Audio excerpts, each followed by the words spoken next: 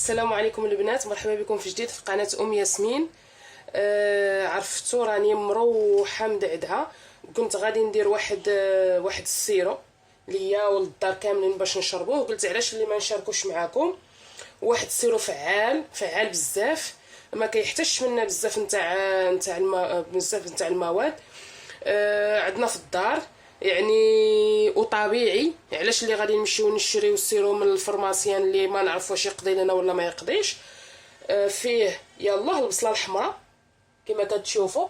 البصله الحمراء اللي الفوائد ديالها كثيره ومتعدده، منها كتخلص الجسم من السموم، كتقوي المعده، كتلين الامعاء، كتحتوي على كميات كبيره من الماء، كتفتح الشهيه حتى هي، كتدر البول اللي ما كيمشيش للطواليت بزاف. فتره دم الحيض مزيانه للبنات، مزيانه خاصكم تشربوها. كيقولوا كاينه دراسات كتقول بانها كتفتت الحصى في الكلاوي، كتقوي المناعه في فصل الشتاء من الرواح، الكحه، حتى السخانه. حتى الا كانت فيكم السخانه تحكوها ولا طحنوها وديروا داك الماء ديالها تشركوه مع الزيت البلديه وتدهنوا به صحتكم وتدخلوا في الفراش حتى هي زوينه. وكاينه دراسات اخرى كتقول بانها كتقي الجسم من السرطان، حيتاش فيها المواد الكبريتيه وفيها مضادات الاكسده. زوينه البنات. البصله الحمراء ضروري خصها تكون في الدار، ضروري خصها تكون في الدار. راها سيرو ودواء. البصله الحمراء دواء. غادي نقطعها هكايا هكا. اللي انا غنطحنها هنايا، اللي ما عندوش هاد الماكينه يحكها ويعصر الماء ديالها. انا غادي نوريكم كي غندير ليها هكا في هاد الماكينه هادي هكايا. غنطحنها مزيان.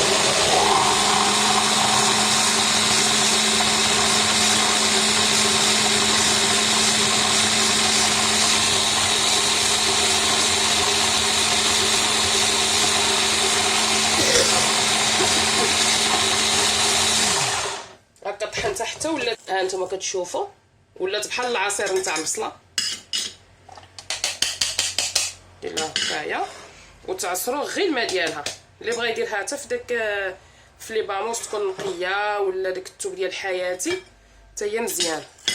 كيتعصر غير الماء. وعطيوها لوليداتكم في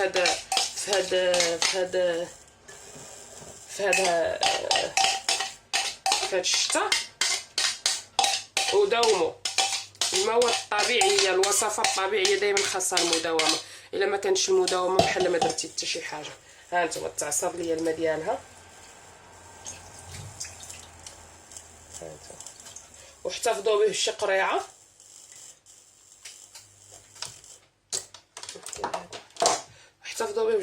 وكل ليله عطيو لوليداتكم معلقه. راها زوينه. وهاد الشتل ديالها انا ما غاديش نرميه، غادي نحطو في واحد الكويس ولا هذا ونخليه في الدار، حيتاش كتمص داك كاع ديك البكتيريا، كاع داك المرض اللي كيكون في الدار، الرواح. راكم عارفين الريحه ديال الرواح وداك الشيء كتمصو ما كتخليهش. هانت شحال ديال ما بقى لي فيها.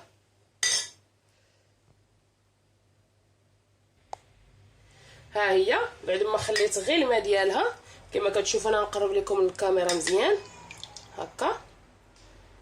غادي تزيدوا عليها واحد 2 معالق ديال العسل زوينه. العسل بلا ما نقول لكم الفوائد ديالها حيتاش راهم باينين. ندير لها واحد 2 المعالق نديزي باش نحيدوا ديك الحراره ديالها. عارفين البصله مجهده هكا وخلطوه. انا العسل هنايا عندي مدايره بارده بزاف، شو مشكل هكايا.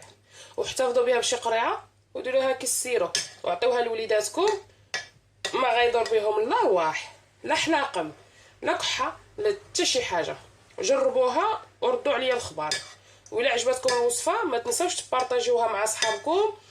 وإلا عجبتكم القناه ديروا لي ابوني وشجعوني. وشكرا بزاف.